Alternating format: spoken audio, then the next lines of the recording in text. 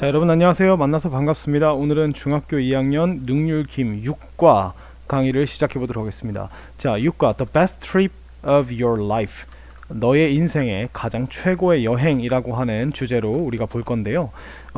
우리가 6과에서 먼저 본문이랑 대화문을 보기 전에 문법을 먼저 보고 가야겠죠. 자, 문법으로 한번 넘어가 보도록 합시다. 자, 쭉 넘어가시면 자, 여기에 교과서 속 핵심 문법의 첫 번째 가주어 it이라고 하는 게 나오죠. 그죠? 자, 가주어 it이라고 하는 건 무엇이냐면, 자, 우리가 먼저 이 it이라고 하는 친구를 여러 가지의 쓰임으로 쓸 수 있습니다. 첫 번째로 우리가 it을 쓸 때 조금 더 확대를 해볼게요. 필기를 할 때. 자, 우리가 it을 쓸 때요, 첫 번째로 이 친구를 그것이라고 하는 인칭 대명사로 쓰게 되죠. 그러니까 인칭 대명사. 그래서 뜻이 우리가 그것이라고 하는 뜻이 되죠. 자, 그 다음에 두 번째로 우리가 이 it을 쓸 수 있는 방법이 비인칭 주어입니다.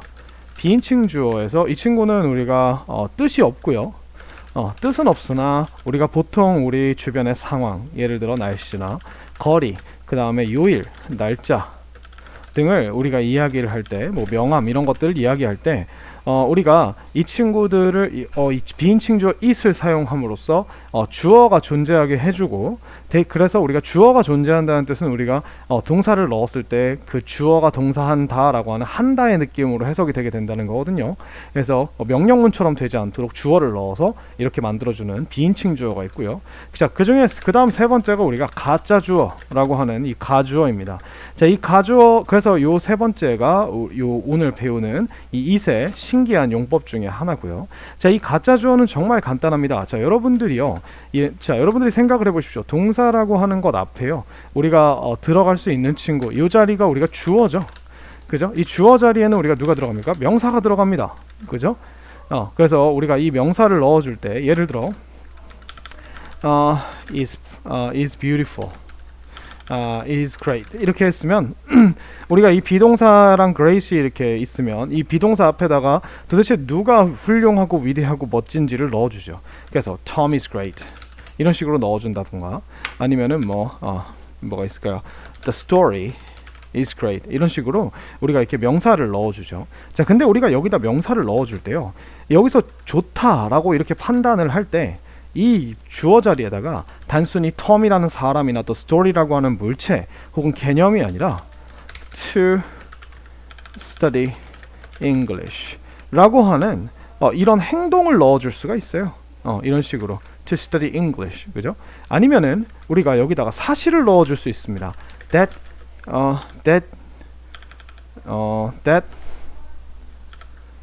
you wrote the book 이런 식으로요.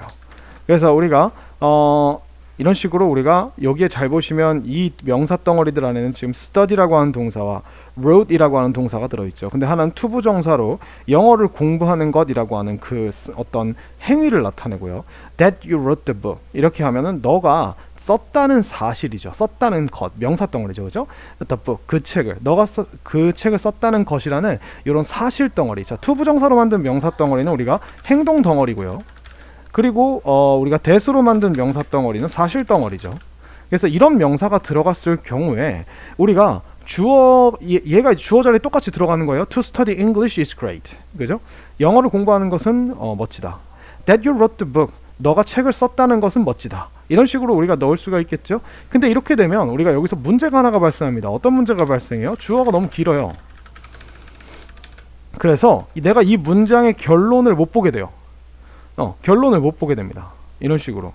그러니까 내가 지금 영어를 공부하는 것과 너가 책을 썼다는 것, 책을 썼다는 그 사실, 그죠? 이것이 어떻다라고 이렇게 얘기를 해주는 결론부가 뭐예요?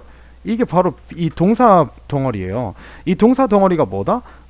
내가 말하고자 하는 문장의 결론이다.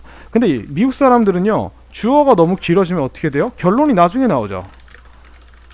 문장의 결론, 즉 동사가 늦게 나온다는 뜻이에요. 그러면 되게 답답해요. 이게 영어의 특징이죠. 왜냐면 영어는 어때요? 동사가 바로 뒤에 나오죠. 그죠? 주어 다음에 동사가 바로 나온단 말이에요. 우리나라랑 달라요. 우리나라는 주어가 나오고 부사, 목적어, 다른 것들이 쭉 나온 다음 마지막에 이제 결론이 뭐만다 이런 식으로 나오잖아요. 그래서 근데 영어는 주어 다음에 동사가 바로 나온 이유가 내가 먼저 결론을 듣겠다. 뭔가가 멋지다 라고 이렇게 결론을 먼저 듣고 싶어서 그런 건데 이게 너무 길어지니까 결론이 늦어집니다. 그래서 어떤 식으로 얘기했어요? 여기다가 우리가 이 지금 내가 말한 행동이나 사실을 대신하는 명사를 하나 넣어줘요. 그게 바로 우리가 가장 만만한 it이라고 하는 친구입니다. 그래서 it을 넣어주고 어떻게 해요? It is great 이라고 이렇게 먼저 얘기를 해주는 거예요. 그러면 우리가 어떤 느낌이 들어요? 그것은을 우리가 줄이면 그건 이렇게 됐죠. 멋지다 라고 이렇게 먼저 얘기를 해주는 거죠. 자, 그러면 이 얘기를 들었을 때 우리 마음속에 드는 의문이 뭐예요? 뭐가 멋진데? 그것이 뭔데? 라고 이렇게 얘기가 들죠? 그럼 그 뒤에 뭘 붙여주는 거예요? To study English 라고 하는 이런 느낌을 붙여주게 되는 거예요. 그래서 우리가 이 문장을 종합해서 이야기를 하면 어떻게 된다? It is great to study English 라고 이렇게 얘기를 하게 되는 거죠. 그죠? 그러면 우리가 이게 어떻게 돼요?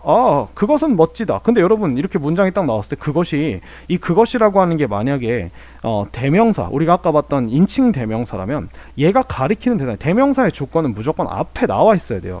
먼저 내가 그것이 뭔지를 얘기를 해주면 우리가 그것을 쓸 수 있겠죠. 그죠? 근데 그것이 안 나와 있죠.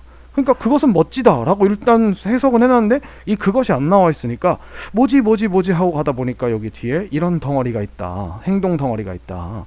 그렇게 되면 우리가 얘를 우리가 명사로 해석을 해서 영어를 공부하는 것이라고 하고 얘가 주어 자리는 아니지만 주어처럼 영어를 공부하는 것은 이라고 하고 이 it이라고 하는 친구의 의미를 어떻게 해버린다? 없애버린다 라고 이렇게 얘기하는 거예요. 그럼 장점이 뭐가 되죠? 이 가주어를 썼을 때 장점이 뭐가 되죠?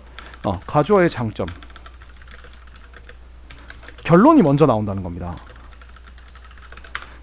이 주어가 어떤지, 그러니까 멋진지, 아니면은 나쁜지, 불가능한지, 가능한지, 어려운지, 쉬운지 이런 것들이 결론이 먼저 나오기 때문에 상대방이 먼저 결론을 듣고 어떤 내용을 대비할 수 있죠. 그다음 두 번째, 만약에 주어가 너무 길어지면 결론이 먼저 나온다. 그러니까 우리가 결론을 듣고 먼저 정보 파악이 가능하고요. 그 다음 두 번째로 가주어를 쓰면 좋은 점이 뭐냐면 이 주어가 길인데 주어를 먼저 읽어주면 결론이 늦게 나오면 말이 지루해져요. 그래서 주어를 뒤로 빼버리면 일단 멋지다라고 하는 결과를 들었으니까 뭐가 멋진지가 궁금해지죠. 그래서 오히려 이 주어가 뒤로 갔음에도 주어가 강조가 돼요. 그래서 신기하게 주어가 이렇게 강조가 되는 느낌이 듭니다. 이래서 우리가 가주어를 쓰게 되죠. 자, 그럼 좀 더 문법적으로 우리가 이걸 접근해 볼까요? 자, 가주어는 기본적으로 우리가 주어 자리에 가주어를 쓸 수 있는 상황은 주어 자리에 투부정사 명사나 대절 대수로 만든 명사 덩어리가 우리가 들어갔을 때 그러니까 이렇게 표시해 드릴게요. 투부정사 명사나 명사 덩어리가 들어갔을 때, 그렇죠. 요때 우리가 요 투부정사 명사나 명사 덩어리 대신에 우리가 it을 쓰고 it 사용 후 진짜 주어를 어디로? 맨 뒤로. 이렇게 진짜 주어를 맨 뒤로 이렇게 가게 됩니다. 그럼 여기서 우리가 조심해야 될 사항은 뭐예요? 여기서 우리가 이 it이라고 하는 친구는 엄밀히 따지면 가리키는 대상이 있는 it인 건 맞는데 해석할 때는 그것이라고 해석하지 않음. 요게 가장 중요한 포인트가 되겠죠. 네. 자, 그리고 여기서 여러분들한테 한 가지 팁을 알려드리면 여러분 생각해 보세요. 여러분 만약에 우리가 예를 들어 선생님 이름 빌리를 넣읍시다. 이 빌리가 주어일 때에는 여러분들이 여기다가 어떤 동사를 붙여도 이상하지 않습니다. 빌리는 멋지다, 빌리는 잘생겼다, 빌리는 안다, 잘생겼다 그냥 농담이고요. 빌리는 안다, 빌리는 좋아한다, 빌리는 만든다, 빌리는 아니면 기대한다, 아니면은 빌리는 분석한다. 어떤 단어가 들어가도 괜찮죠, 그죠? 근데 여러분 만약에 여러분 주어 자리에다가 to cook dinner 이라고 하는 친구를 이렇게 넣어 봅시다. 자, 그럼 저녁을 요리하는 것 이렇게 되죠. 저녁 요리하기. 자, 여러분 저녁 요리하기라고 하는 행동이 주어가 할 수 있는 행동이 얼마나 될까요? 저녁을 요리하기라고 하는 친구는 우리가 이 친구가 주어로서 할 수 있는 행동이 저녁을 요리하기는 안다? 저녁을 요리하기는 즐겁다? 즐겁다는 할 수 있네요. 저녁을 요리하는 것은 분석한다? 저녁을 요리하는 것은 주장한다? 저녁을 요리하는 것은 가지고 있다? 좋아한다?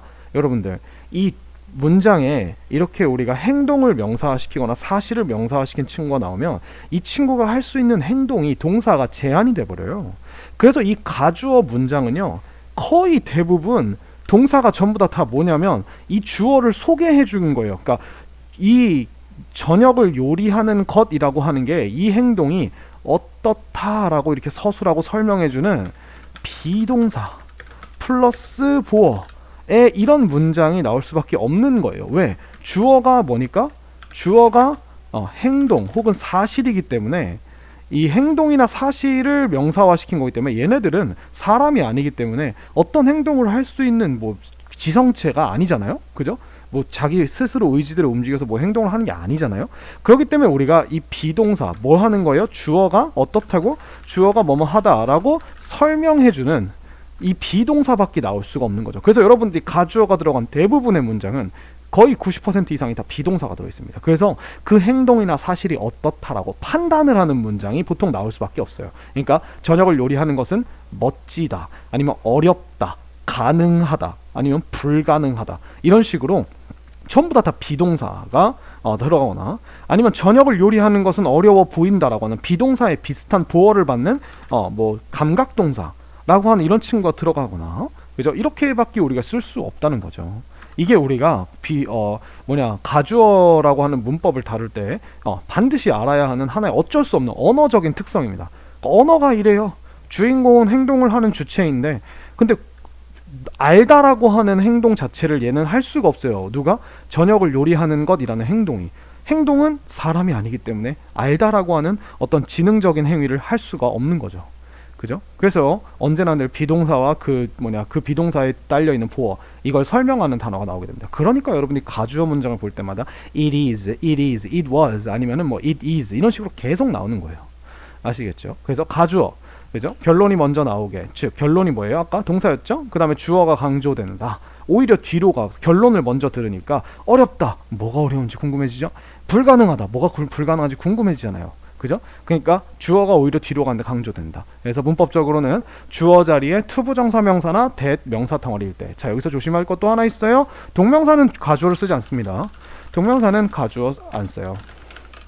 근데 여러분들이 나중에 이제 옛날 영어를 보시거나 어떤 특별한 경우에는 이 동명사 주어를 또 가주어로 바꾸는 것들도 나오긴 합니다. 근데 현대 영어에서는 동명사는 가주어로 안 쓰는 게 기본적인 트렌드예요. 언어는 변하니까요. 그 다음에 그래서 it을 사용 후에 주어 자리에 it을 넣어주고 진짜 주어를 맨 뒤로 보낸다. 그래서 해석할 때는 그것이라고 해석하지 않는다. 이게 가장 중요하죠. 그래서 여기도 잘 보시면 전부 다 재밌는 점이 뭐예요? 전부 다 동사가 비동사로 나왔죠. It is always exciting, it is great, 다 이런 식으로 판단을 하는 거예요. 언제나 어떻다, 신난다, 그죠? 흥분된다. 언제나 어떻다, 멋지다, 그죠? 이런 식으로요.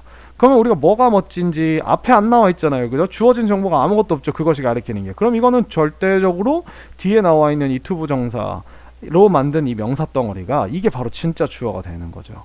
그죠? 그래서 경주를 보는 것이 이렇게 얘기하는 거예요. 우리나라에서도 이 가주어를 비슷하게 쓰죠. 그 대신에 그것을 넣어요. 어떻게? 여러분들 반 친구 중에 꼭 이렇게 얘기하는 친구 있을 거예요.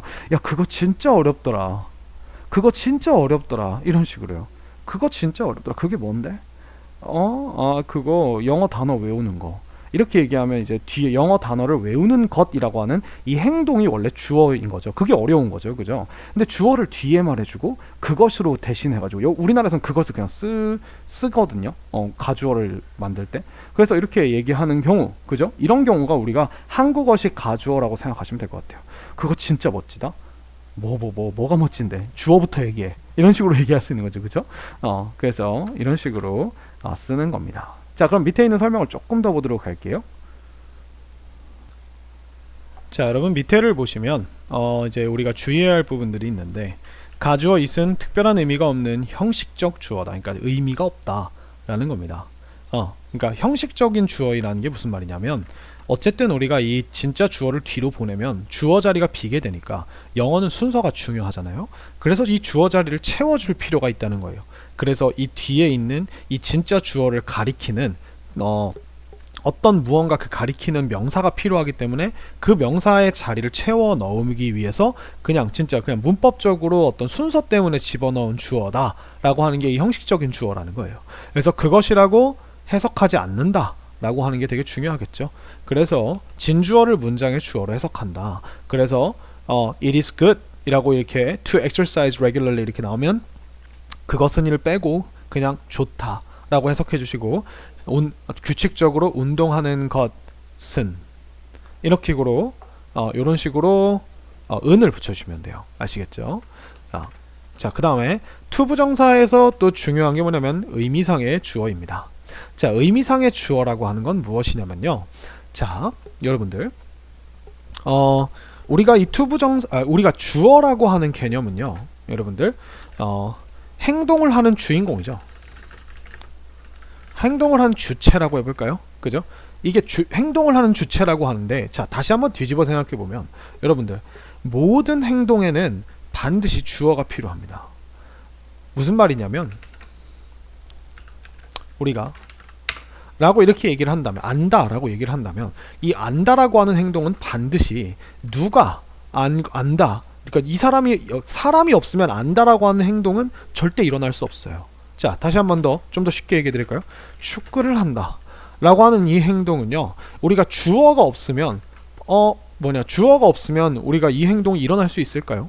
그러니까 사람이 없는데 축구를 한다라는 행동 자체가 일어날 수 없겠죠. 그래서 이 영어에 나와 있는 영어 문장에 있는 모든 동사들은 자기만의 주어를 가지고 있습니다. 근데 우리가 문장에서 예를 들어서 I like pizza 라고 한다면 나는 피자를 좋아한다 라고 이렇게 얘기를 하죠. 자, 그렇다면 우리가 이 like라고 하는 친구가 이 문장의 가장 결론이 되는 진짜 동사이고, 이 친구가 우리가 이 진짜 동사의 주어이기 때문에 우리는 보통 일반적으로 주어 동사라고 얘기하면 이 진짜 동사의 주어와 그 진짜 동사를 가리켜서 주어 동사라고 합니다. 자, 근데 여러분 한번 이렇게 해보면 어떨까요? 자, 우리가 it is good to 아까 우리가 봤던 exercise regularly. 자, 이렇게 되면 여러분들 규칙적으로 운동하는 것은 좋다라고 나와 있죠. 자, 그러면 좋다라고 하는 이 행동의 주어는 얘가 맞습니다. 그죠? 이 운동하는 것이라는 행동이 좋은 거구나 라고 이렇게 알 수 있겠죠. 근데 그렇다면 도대체 이 운동한다라고 하는 이 to 부정사 안에 있는 이 exercise도 어쨌든 동사이기 때문에 그러니까 동사로서 취급은 받지 못하지만 어쨌든 동작을 나타내는 단어이기 때문에 얘가 반드시 누가 운동하는 게 중요하겠죠. 그죠? 이 누군가가 있어야 운동을 한다라는 행동이 일어날 거 아니에요. 그죠? 그럼 이런 상황에서는 보통 여러분들이 이렇게 돼 있으면 우리가 이 exercise라고 하는 이 문장의 진짜 동사는 아니지만 동작의 느낌이 나는 이 단어가 반드시 주어가 필요하기 때문에 이 주어를 우리가 의미를 따져봤을 때 exercise라는 행동의 주어는 누구인가? 라고 이렇게 물어볼 수 있겠죠.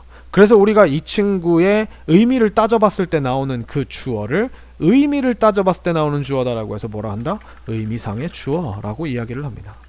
근데 이 의미상의 주어가 선생님 여기에는 지금 아무것도 어떤 대상도 나와 있지 않은데요? 라고 한다면 여러분 생각해 보세요.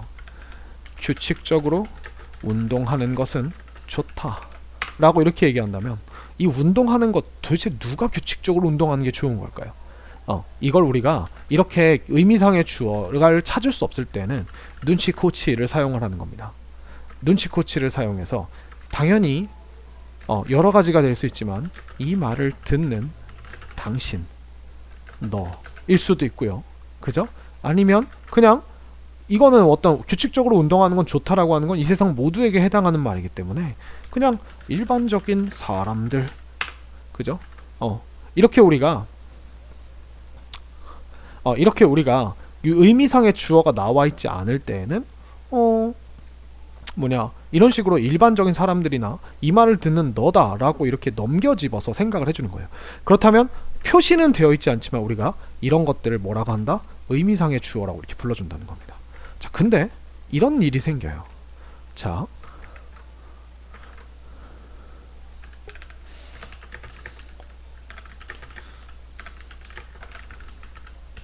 It is easy to study English. 이렇게 얘기합니다.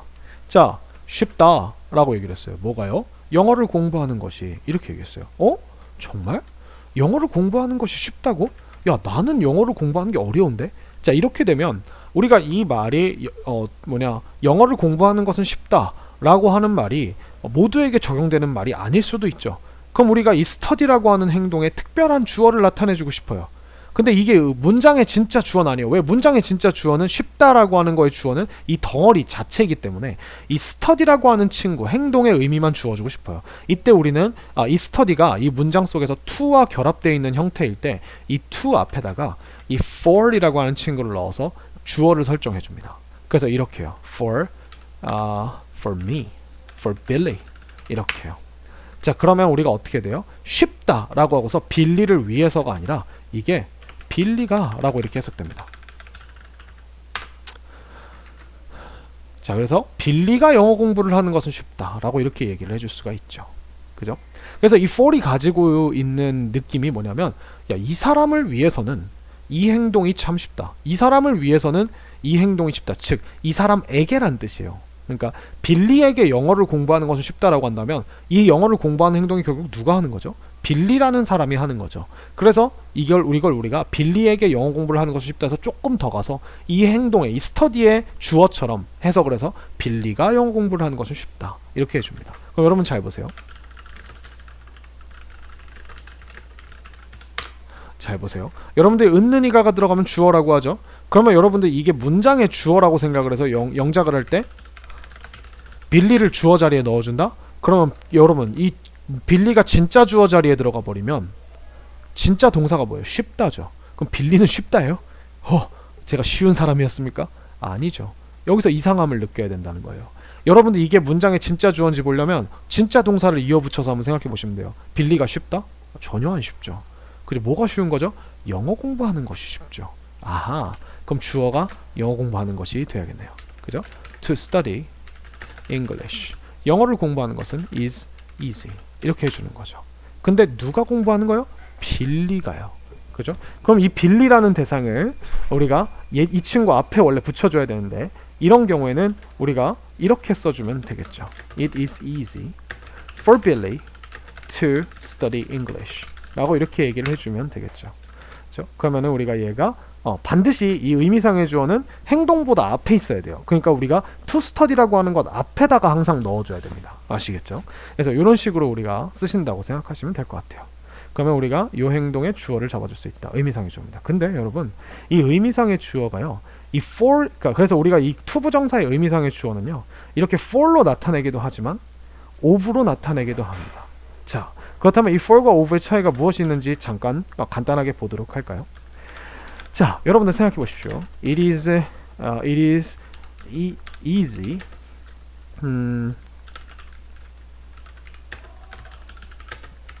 to study to speak in English. It is rude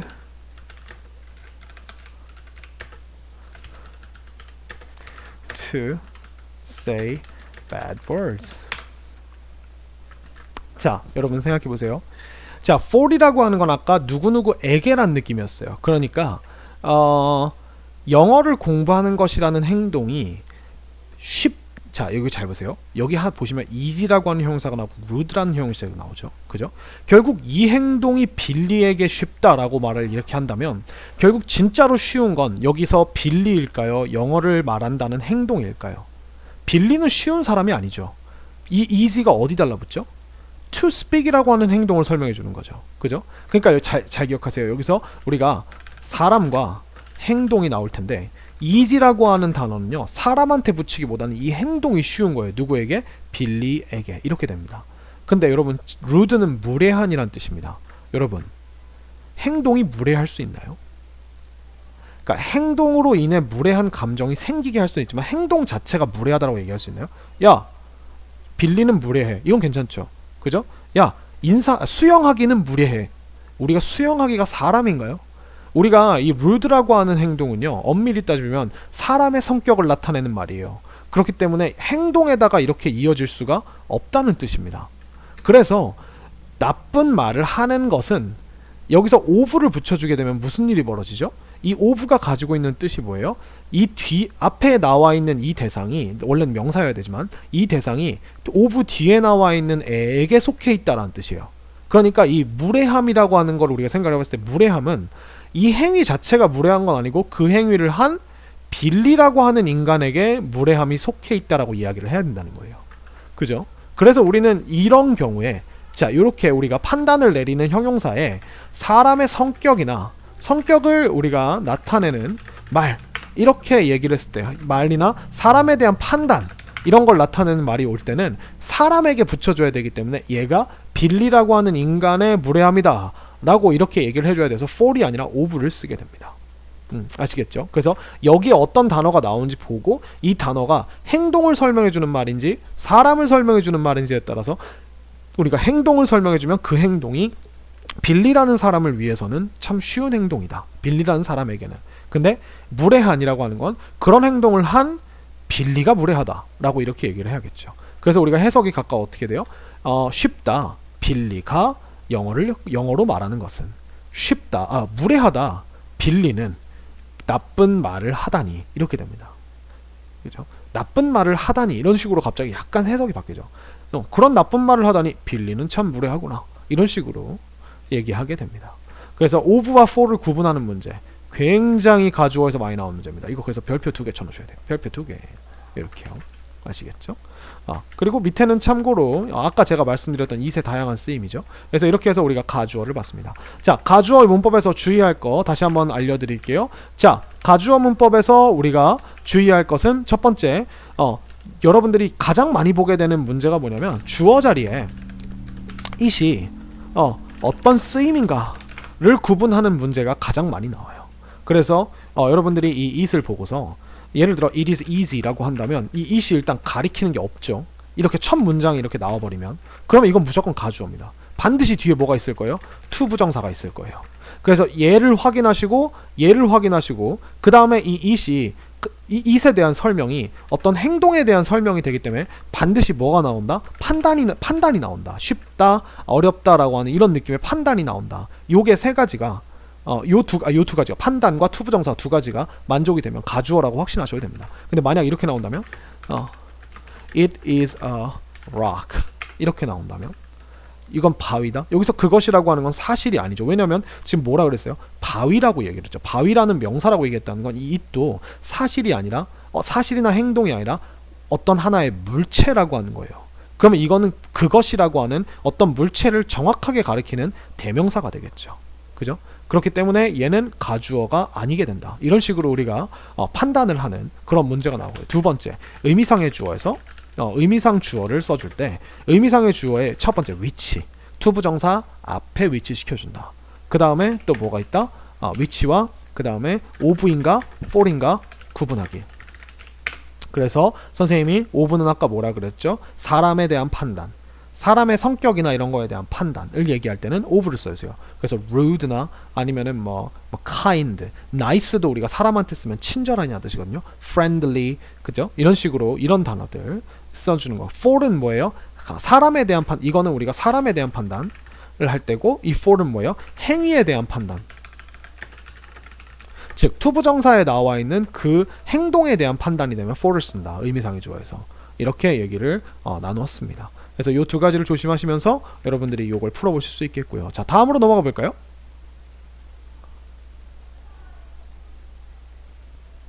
자, 여러분 두 번째 문법은 간접 의문문이라고 하는 문법입니다. 자, 간접 의문문. 자, 내가요 상대방한테 정보를 물어볼 때요, 직접적으로 물어보는 게 아니라 간접적으로 물어본다. 말로만 보면 그렇죠. 그러니까 이런 차이를 여러분들이 생각하시면 돼요. 여러분들이 친구한테 물어볼 때, 야, 그 연필 얼마야? 라고 이렇게 물어보는 걸 우리가 직접 의문문이라고 합니다. 그러니까 직접 말 그대로 단도직입적으로 얼마야? 라고 이렇게 의문사를 앞으로 빵 꺼내가지고 얼마야? 라고 물어보는 거. 이게 직접 의문문이고요. 야, 이렇게 물어보는 게 간접 의문문이에요. 너 그 연필이 얼마인지 나한테 말해줄 수 있어? 라고 이렇게 물어보는 게 이게 간접 의문문이에요. 그러니까 내가 궁금한 정보가 뭐예요? 그 연필이 얼마인지죠. 그죠? 근데 상대방한테 이거를 직접적으로 물어보는 게 아니라 말해줄 수 있어 라고 이렇게 돌려서 이야기함으로써 우리가 조금 더 어때요? 간접 의문문은 어쩔 수 없이 문장이 길어지거든요. 한글말로 하면. 그럼 어때요? 조금 더 부드럽고 좀 공손하거나 공손하고 좀 돌려 말하는 느낌이죠. 그죠? 그러니까 듣는 사람이 야, 그 연필 얼마야? 이거랑 너 그 연필이 얼마인지 나한테 말해줄 수 있어? 이런 식으로 얘기하는 거랑 조금 더 부드러운 느낌으로 우리가 해석이 되게 되는 게 간접 의문문이라고 생각하시면 될 것 같아요. 자, 그러면 간접 의문문은 보통 어떻게 만드냐? 자, 간접 의문문은 여러분들 일단 세 가지를 기억하시면 되는데 Do you know? 라고 하는 친구와 그 다음에 I wonder 이라고 하는 친구와 그 다음에 아이고 죄송합니다. 그 다음에 여기에 보시면은 Can you tell me? 라고 하는 친구가 있어요. Can you tell me? 라고 하는 친구, 요 세 가지를 일단 먼저 기억을 해주시고요. 그 다음에 여기다가 플러스해서 한 가지 더 아셔야 되는 게 바로 I think라고 하는 친구입니다.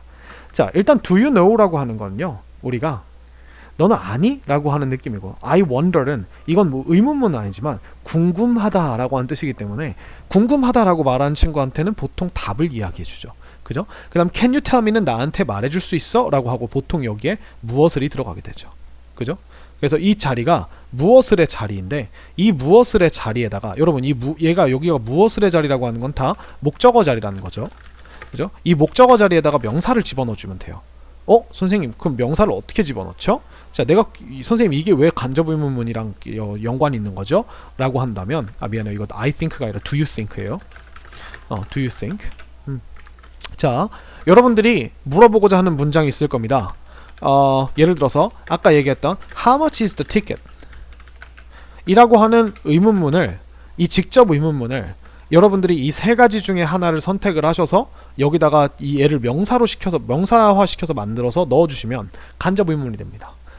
근데 문제는 뭐냐면 그 티켓이 얼마니? 라고 하는 이 문장을 여기다 이렇게 넣어버리면 나는 궁금하다. 그 티켓이 얼마니?를 이렇게 돼버리죠. 그래서 우리가 무엇을 빌리게 되냐 여기서, 자, 우리가 쓰는 모든 의문사는 명사를 만드는 접속사로 쓸 수 있습니다. 이때 명사를 만드는 접속사로 얘를 쓰게 되면 의문사의 의미랑 플러스 동사의 의미가 어떻게 되냐면 뭐뭐 하는 치라고 하는 이런 느낌의 명사 덩어리가 만들어져요. 예를 들면 How much is the ticket? 이라고 하는 친구를 우리가 How much, 지금 much가 how랑 걸려있기 때문에 얘는 의문사가 how 혼자가 아니라 how much가 의문사입니다. 자, 그러면 얼마 이렇게 되겠죠. 얼마. 그 다음에 이 뒤에다가 어떻게 하시면 돼요? The ticket is라고 주어 동사라고 이렇게 써주는 순간 얘는 문장, 의문문이라는 문장이 아니라 하나의 뭐가 된다? 하나의 미안합니다. 얼마가 아니라 how much라고 써줘야겠네요. 이렇게 쓰는 순간 어떻게 된다? 얘가 하나의 명사 덩어리가 된다. 그래서 이 명사 덩어리를 어떻게 써는 거예요? 여기다 넣어주면 돼요. Do you know how much the ticket is? 너는 아니? 그 티켓이 얼마인지. 그 티켓이 얼마인지. 그죠? I wonder. 나는 궁금하다. 그 티켓이 얼마인지. 너는 나한테 말해줄 수 있니? 그 티켓이 얼마인지. 이런 식으로 물어보게 되면 이것들이 전부 다 그 티켓이 얼마니? 라고 하는 이런 직접적인 표현이 아니게 됨으로써 간접 의문문으로 변하게 되는 것이죠. 간단하죠, 여러분? 그래서 이 간접 의문문에서 여러분들이 가장 먼저 주의해야 될 게 뭐다? 여러분들이 만약에 How much is the ticket? 이라고 하는 친구를 그냥 넣어버리면 얘가 뭐가 된다? 의문문, 그러니까 문장이기 때문에 문장을 우리가 목적어 자리에 넣을 수는 없습니다. 그죠? 우리는 목적어 자리에 명사만 들어갈 수 있다. 그래서 이 의문사를 명사를 만드는 접속사로 쓰기 위해서 이 순서를 지켜주는 거예요. 어떻게? 의문사에다가 뒤에다가 반드시 의문문의 형태가 아니라 주어, 동사, 그리고 이 동사의 나머지 부분의 형태로 이런 식으로 바꿔서 넣어주게 되면 의문사의 의미 플러스 주어가 동사하는지 이렇게 됩니다. 자, 그래서 예를 들어 이렇게 우리가 쓸 수 있는 거죠. 예를 들어서 what sport, 그죠? What do you like? 이런 걸 해볼까요? What does he like? 라고 하는 이런 게 궁금해요. 그는 무엇을 좋아하니? 내가 이걸 물어보고 싶어요. 그죠? 그럼 이거를 우리가 어떻게 해줘요? what 이라고 하는 친구를 내비두고 이제 이제 얘를 문장에서 추락시켜 봅시다. 어떻게? 일개 한낱 명사 덩어리로. 자, 그러면 뒤에 주어가 와야겠죠. he. 그 다음에 like를 우리가 he라고 하는 주어와 저 시제에 맞춰서 likes라고 이렇게 바꿔주면 이게 하나의 뭐가 된다? 명사 덩어리가 된다. 그러면 이 what he likes를 여기다 이제 넣어주는 거예요. Do you know? 너는 아니 무엇을 그가 좋아하는지. I wonder. 나는 궁금하다. 그가 무엇을 좋아하는지. 너는 나에게 말해줄 수 있니? 뭘 말해줄 수 있니? 무엇을 그가 좋아하는지를 말해줄 수 있니? 이런 식으로 우리가 넣게 되면 이게 우리가 명사로서 간접 의문문으로 물어보는 간접 의문문 문장이 됩니다. 아시겠죠? 네, 그래서 요거가 되게 중요해요. 뭐 그 중에서도 또 뭐가 중요하다? 의문사 뒤에 오는 순서가 중요하다. 근데 여러분들 잘 보세요. What is right? 자, 여기 보세요. What is right? 자, 이거는 무엇이 옳은가? 무엇이 옳니? 무엇이 맞니? 라고 하는 표현이죠. 근데 여기서 잘 보시면 이 what이라고 하는 친구가 지금 문장의 주어 자리를 꿰차고 있어요. 주어 자리를. 자, 왜냐면 내가 만약에 이 what 뒤에 right이라고 하는 게 주어여서 이게 비동사 의문문이라서 right과 is를 바꿔줘야 된다. 여러분 right은 지금 여기서 옳은이라는 형용사거든요. 여러분들 주어 자리에 형용사가 들어가는 거 봤어요? 못 봤죠. 그러니까 여기서 지금 what이 무엇을이 아니라 무엇이라고 있는 이가가 붙은 주어로서 해석이 된다는 거예요. 그러면 이 상황에서는 이 의문사 뒤에 주어 동사를 넣어줘야 되는데 what이 의문사이자 주어죠. 그럼 그냥 그대로 동사 이렇게 써주는 거예요. 그러면 여기서 물음표를 떼기만 하면 우리가 이게 명사가 되기 때문에 Do you know what is right? 이렇게 넣어주게 된다는 거예요. 자, 이렇게 쓸 수 있는 친구. 자, who하고 what하고 which 플러스 명사, 뭐 what 플러스 명사. 그런 다음에 어떻게 how many 혹은 much 플러스 명사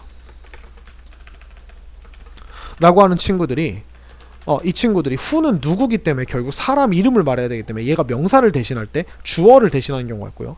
what 명사, which 명사 혹은 what이나 which 그냥 단독으로 아니면 how many 명사, how much 명사 이 명사들이 문장의 주어 짓을 하고 있을 때 문장의 주어일 경우에는 그러면 우리가 바로 뭘 붙여준다? 문장의 주어일 경우에는 그냥 의문사가 끝난 다음에 이 의문사 덩어리 바로 뒤에 뭘 붙여준다? 동사를 붙여준다. 그래서 그 다음에 이렇게 쓰면 돼요. 왜? 이 의문사 덩어리가 무슨 짓도 하기 때문에 접속사 겸 주어 짓도 하고 있기 때문에 그냥 주어 동사의 어순이 된다는 거죠. 그래서 이런 것들이 What happened last night?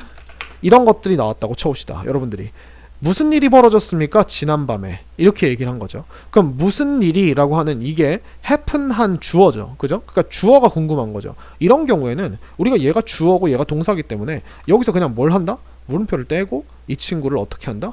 그냥 바로 넣어주기만 하면 간접 의문문으로 쓰는 겁니다. I wonder. 나는 궁금하다. What happened last night? 무슨 일이 벌어졌는지. 그죠? 자, 또 해볼까요? 이거는 여러분들이 꼭 필기를 해주셔야 돼요. 이거 지우면 안 되죠. 자, 그 다음 또 해볼까요? How many people came to the party? 얼마나 많은 사람들이 하고 people까지를 끊어봤는데 came이라는 동사가 바로 나왔다. 일반 동사가 나왔다면 얼마나 많은 사람들이 왔니? 그 파티에. 이렇게 되는 거죠. 그러면 지금 how many people이 주어 짓을 하고 있죠. 그럼 이거는 우리가 그냥 이렇게 떼고 이렇게 해가지고 바로 넣어주시면 돼요. Can you tell me how many people came to the party? 너는 말해줄 수 있니? 나에게 무엇을? 얼마나 많은 사람들이 왔는지를. 그죠? 어디에? 파티에. 이렇게 얘기를 해주면 된다는 겁니다. 그래서 이 부분 조심하시면 될 것 같고요. 자, 그 다음에 하나만 더 설명하면 끝나는데요. 자, do you think라고 하는 친구 뒤에다가도 우리가 무언가를 넣어줄 수 있습니다. 자, 근데 여기서 여러분들이 조심할 게 있어요. 자, do you think라고 하는 건 너는 생각하니? 라고 하는 느낌이죠. 근데 무엇을 생각하니에다가 여기다가 우리가 do you think that 이렇게 넣어주잖아요. do you think that 이렇게 넣어주면 do you think that she is happy?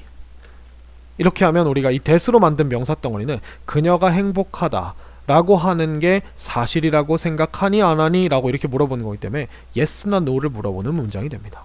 자, 근데 여러분 잘 보세요. Who helped him? 누가 그를 도와줬지? 이렇게 되죠. 지금 who가 이 문장에 이거는 좀 어려운 거니까 이렇게 해봅시다. Do you think why is she angry? 왜 그녀는 화가 났니? 라고 이렇게 됐어요. 자, 내가 결국 궁금한 건 왜 화가 났는지의 원인이죠. 그죠? 근데 여러분들 이거를 보통 어떻게 얘기해요? 얘를 우리가 why 다음에 이제 she is angry라고 하는 순서로 바꿔줘야겠죠? 그리고 얘를 우리가 명사화 시켜서 여기다 빡 넣습니다. 그러면 왜 그녀는 화가 났니? 라고 너는 생각하니? 왜 그녀가 화가 났는지 라고 너는 생각하니? 라고 이렇게 얘기하면 이게 여러분 문장의 제일 앞에 do가 있다는 건요. 이게 yes나 no를 물어보는 게 되거든요. 근데 여기서 궁금한 건 생각이에요. 생각. 너의 생각. 그렇기 때문에 우리가 지금 궁금한 게 네가 생각을 하니 안 하니가 궁금한 게 아니라 왜라고 생각하니가 궁금한 거죠. 그렇기 때문에 이 문장의 동사에 우리가 do you know not I wonder이나 can you tell me는 안 일어나는 건데 do you think라고 하는 이런 의문문으로 간접 의문을 만들면 여기에 있는 요 의문사가 앞으로 튀어나오게 됩니다. 접속사가. 그래서 얘는 신기하게 why do you think she is angry? 라고 하는 이런 문장이 돼요. 미안해요. 여기 오타가 났네요. 아시겠죠? 그래서 why do you think she is angry? 왜 너는 생각하니? 그녀가 화가 났다고. 이렇게 됩니다. 자, 그럼 아까 제가 하려고 했던 요것도 한번 해볼까요? 자, 요런 문장이 주어집니다. What happened last night? 무슨 일이 벌어졌습니까? 어젯밤에. 그죠? Who helped him? 누가 그를 도와주었습니까? 자, 잘 보시면 지금 what과 who 뒤에 일반 동사가 그대로 이어지고 있고 what이 주어 자리에 있다는 거 우리가 알 수가 있죠. 다른 주어가 없으니까.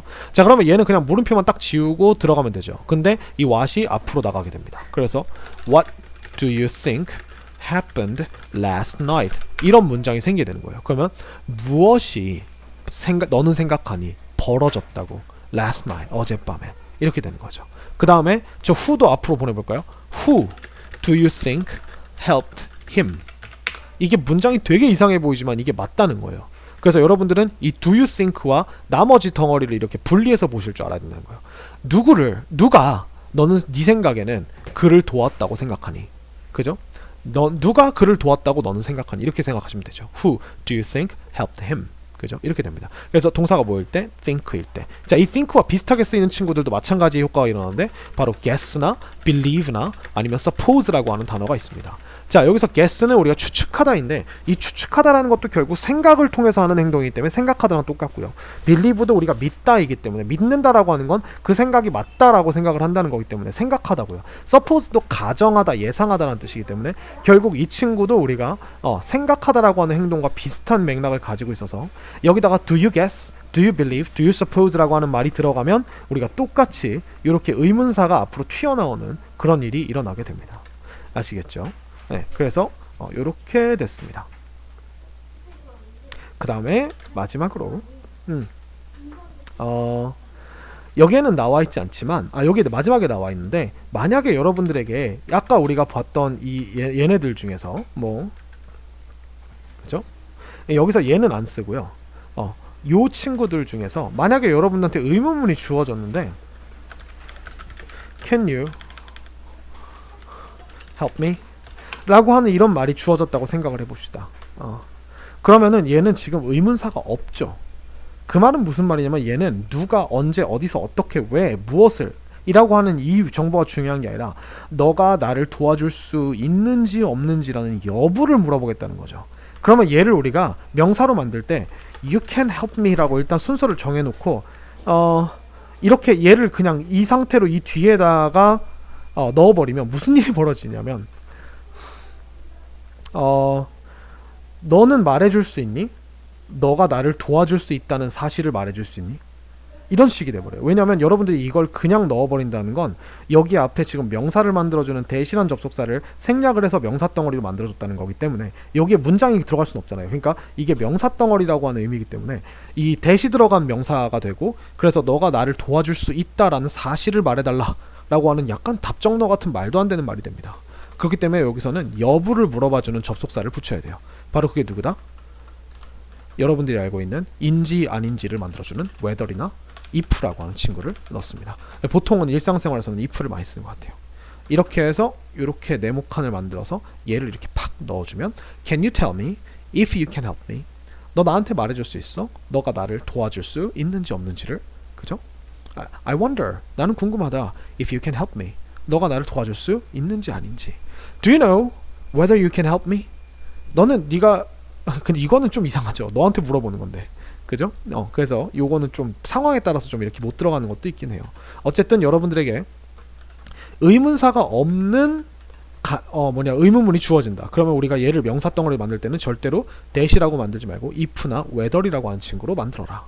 그죠? 나머지는 어떻게 해라? 의문사 자체를 접속사로 써라. 단, 뭘 주의해라? 순서를 주의해라. 이렇게 생각하시면 됩니다. 그래서 제가 아까 말했던 do you think, do you believe, do you suppose, do you suggest라고 하는 suggest까지 나왔네요. 이런 친구들은 의문사가 어디로 간다? 앞으로 간다 라고 하는 거 기억해 주시면 돼요. 자, 다시 한번 정리해 보겠습니다. 문법을. 자, 간접 의문문에서 중요한 거 첫 번째 무엇이다? 명사 덩어리를 만드는 순서 조심하셔야 됩니다. 그래서 who likes who does she like? 라고 한다면 이걸 우리가 명사로 만들 때는 어떻게 해야 된다?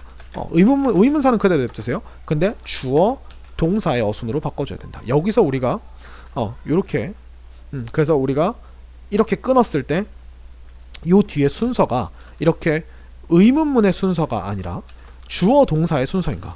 주어 동사의 순서가 잘 지켜졌는가? 이게 가장 중요하고요. 여기에다 플러스해서 또 중요한 게 뭐예요? 플러스해서 수일치.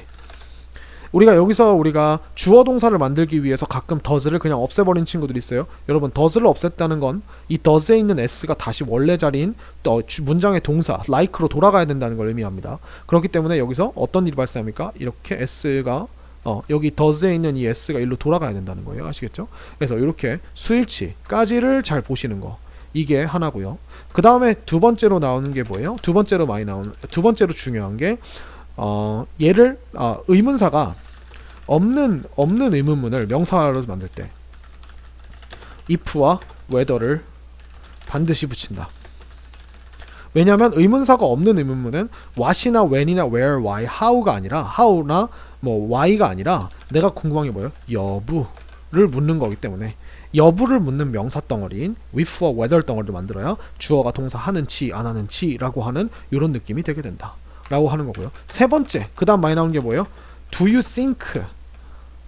이 do you think, believe, 그 다음에 guess, suppose, suggest 라고 하는 이런 덩어리, 이런 의문문과 얘와 명사 덩어리를 합칠 때는 이 명사 덩어리에 있는 의문사가 앞으로 간다. 아시겠죠? 근데 선생님 그럼 do you think 뒤에는 if나 whether로 만든 거 안 들어가나요? 예, 보통 안 들어갑니다. 왜냐면 do you think는 너의 의견을 묻는 건데, 그러니까 생각을 묻는 건데, 이 생각이라는 건 네 아니오가 아니라 왜 그런지 언제 그런지라고 하는 이런 정보를 묻겠다는 거기 때문에 보통 이 뒤에는 if나 whether로 만든 명사 덩어리가 안 들어갑니다. 이상해요. 아시겠죠? 그래서 이런 식으로 나갈 때 의문사 앞으로 튀어나감 이라고 하는 거 요거 같이 기억하셔야 돼요. 만약에 이 의문사가 혼자 나온 게 아니라 what color 아니면은 which car 아니면은 how many people, how much money, how much water 이렇게 돼 있으면 이 덩어리가 같이 다 튀어나갑니다. 그래서 how many people do you think came to the party? 얼마나 많은 사람들이 네 생각에는 왔던 것 같아 파티에 이런 식으로 how many people이 같이 튀어나가요. 아시겠죠? 그래서 what color do you think he likes? 무슨 색깔을 네 생각에는 그가 좋아하는 것 같아? 이런 식으로 생각해 주시면 됩니다. 그래서 의문사가 앞으로 튀어나간다. 이 세 가지를 주의하시면서 문제를 풀어보시면 여러분들이 문법에서 대부분은 다 주의할 점을 다 체크하면서 함정에 걸리지 않고 넘어갈 겁니다. 자, 이렇게 해서 오늘 강의를 끝내도록 하겠고요. 여러분 긴 강의 들어주시냐 수고하셨고 다음 시간에 대화문과 본문으로 찾아오도록 하겠습니다. 감사합니다.